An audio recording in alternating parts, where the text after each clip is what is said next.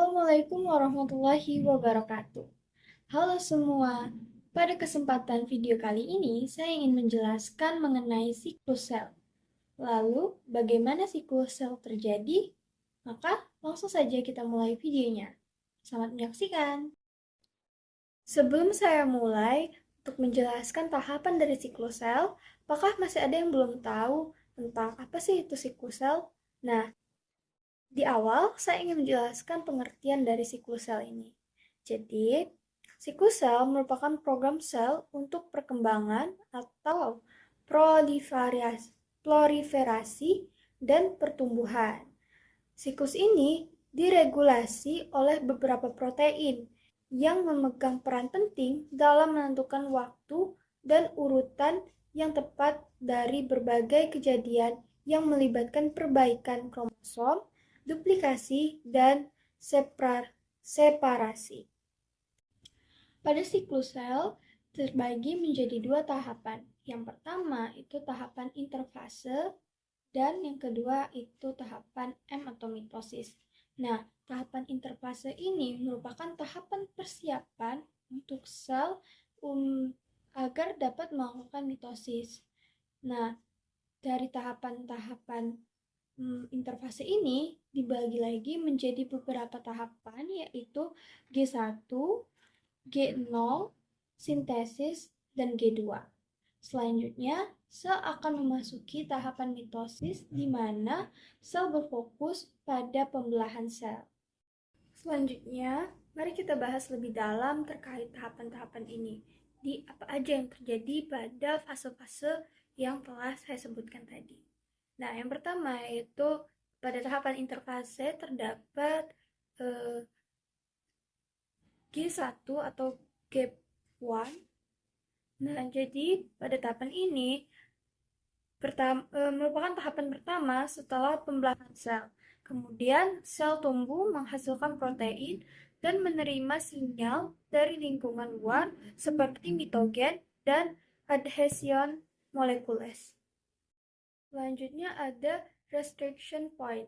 Nah, di sini merupakan checkpoint utama yang menentukan apakah sel akan melanjutkan ke fase berikutnya atau berhenti.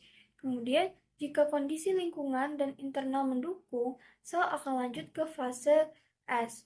Setelah melewati titik R, sel tidak memerlukan sinyal eksternal lagi dan akan terus melanjutkan siklus pembelahan secara otomatis. Setelah dari tahapan R, maka akan dilanjutkan pada fase S atau sintesis. Nah, pada tahapan ini, sel melakukan replikasi DNA sehingga memiliki dua salinan identik dari genomnya. Kemudian, fase ini penting agar masing-masing sel anak mendapatkan informasi genetik lengkap. Setelah dari tahapan sintesis, maka tahapan berikutnya yaitu G2 atau second gap. Pada tahapan ini, sel kembali tumbuh dan melakukan sintesis protein untuk persiapan pembelahan. Ada checkpoint lagi di akhir G2 untuk memastikan bahwa DNA benar-benar sudah melakukan replikasi sempurna dan siap dibelah. Setelah fase interfase tadi selesai dan sel sudah siap melakukan pembelahan, maka sel akan memasuki fase M atau mitosis. Nah, pada fase ini, sel membelah menjadi dua sel anak yang identik atau sama persis. Kemudian, setelah selesai mitosis, sel bisa masuk kembali ke G1 dan mengulangi siklus atau masuk ke fase istirahat. Nah, fase istirahat inilah yang disebut fase G0. Pada fase G0, ini merupakan fase di mana sel istirahat dan tidak aktif membelah. Pada fase ini biasanya ditempati oleh sel yang sudah terdiferensiasi atau dalam kondisi khusus, misalnya cedera. Dan dalam keadaan tertentu, sel di G0 bisa kembali masuk ke siklus sel.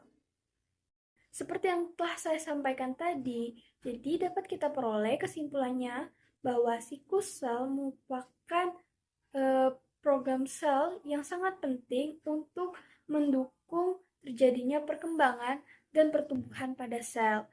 Berdasarkan aktivitas selulernya, siklus sel dibagi menjadi dua, yaitu tahapan interfase dan mitosis. Nah, tahapan interfase tadi juga dibagi menjadi beberapa tahapan, yaitu G1, sintesis, G2, dan G0 atau tahapan istirahat. Nah, siklus sel ini juga sangat penting untuk menjaga kestabilan genom. Mungkin cukup sekian video dari saya. Apabila masih terdapat banyak kekurangan, saya mohon maaf dan saya akhiri. Assalamualaikum warahmatullahi wabarakatuh.